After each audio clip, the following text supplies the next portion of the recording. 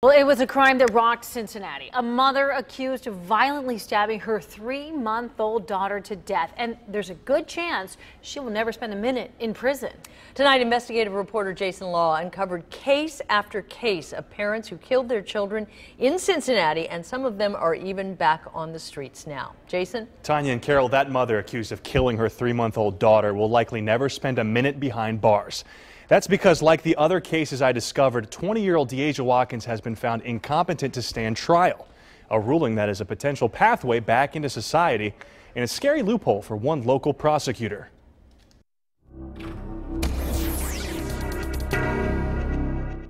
Watkins, case B15. People don't realize that child is never going to be the same again. If there's one person who can feel sympathy for Deasia Watkins, it's Sandy Gamble. Right now, she's not probably too aware of what she done, but when she really get the fact of what's going on, she's never going to be right like my sister. Sandy's sister, Yvonne Grubb, has been in a psychiatric hospital for more than 20 years. In 1994, police said Grubb strangled and stabbed her 3-year-old son to death because she thought he had been replaced by the devil. But I believe that she's not competent, and want to make the record clear at this point for the record. A doctor determined Grubb did not understand the nature and consequences of the charges against her.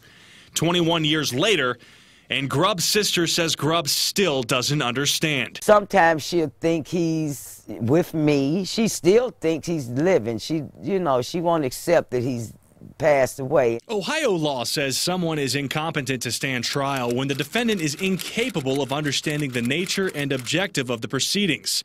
If a mentally ill person is found competent, their lawyer can then enter a plea of not guilty by reason of insanity. This happened in the case against Miami Township mother Christina Miracle. Told the judge she suffers from mental illness. Accused in 2004 of suffocating her 6-year-old son.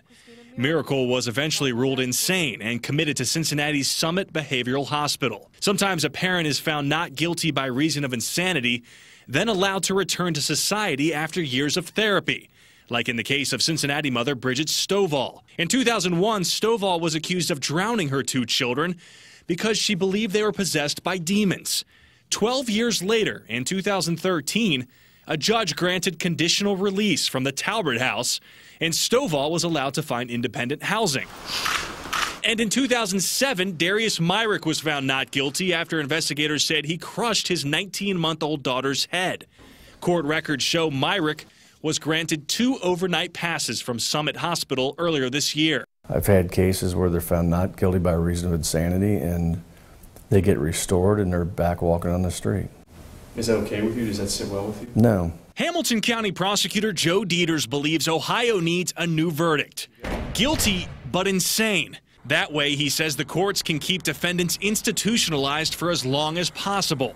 Because people get restored, they're taking their medication, and then they get out and they stop taking their medication. But Dr. Steven Strakowski with UC Health says not all patients are a lost cause. People who have a psychotic illness, maybe bipolar disorder, schizophrenia, those can, if you can get them treated, can function completely. And today, 21 years after her family was ripped apart, Sandy Gamble believes her sister is not a danger to the general public. She's never going to be the same sister I remember, and I know that, but I would like to, I believe she can come out and be a functional member of society.